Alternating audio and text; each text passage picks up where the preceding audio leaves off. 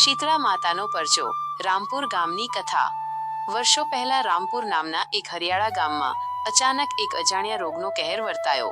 લોકોના શરીર પર લાલ ફોડલીઓ નીકળવા લાગી અને ભયંકર તાવથી તેઓ તરફડવા લાગ્યા. ગામના મોટા મોટા વૈદ્યો પણ આ મહામારી સામે હારી થાક્યા હતા અને આખા ગામમાં નિરાશા છવાઈ ગઈ હતી.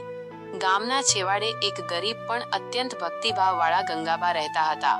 તેમનો નાનો પૌત્ર રાજુ પણ આ જીવલેણ રોગની ચપેટમાં આવી ગયો. જ્યારે બધી આશાઓ તૂટી ગઈ અને રાજુની આંખો મીચાવા લાગી, ત્યારે ગંગાબાએ અન્ન જળનો ત્યાગ કરીને માતાજીની અખંડ આરાધના શરૂ કરી. મધરાતનો એ રહસ્યમય પડછાયો. અમાસની એ કાળી ડિબાંગ મધરાત હતી. આખું ગામ મોતની શાંતિ અને ભયના ઓથાર હેઠળ હતું. અચાનક બહાર એક જોરદાર વંટોળ ઉઠ્યો અને ગંગાબાની ઝૂંપડીનો દરવાજો જોરથી ખુલી ગયો.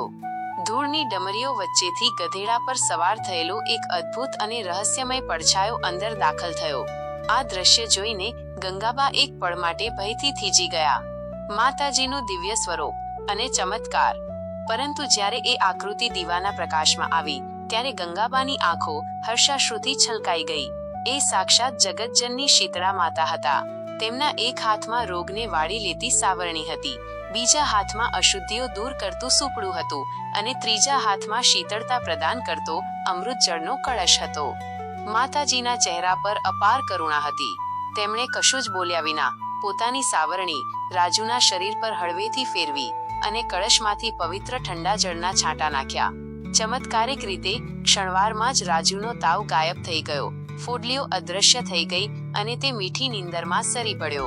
ત્યારબાદ માતાજીએ આખા ગામમાં ફરીને એ પવિત્ર જળનો છંટકાવ કર્યો. સવાર પડતા જ રામપુર ગામના તમામ લોકો સંપૂર્ણપણે સાજા થઈને પથારીમાંથી ઊભા થઈ ગયા હતા. મોતનો ભય હવે કાયમ માટે જતો રહ્યો હતો અને તેની જગ્યા પરમ શાંતિ તથા ભક્તિએ લીધી હતી. તે દિવસથી આખા ગામે માતાજીનું મંદિર બનાવી શીતળા સાતમનો તહેવાર અપાર શ્રદ્ધાથી ઉજવવાનું શરૂ કર્યું.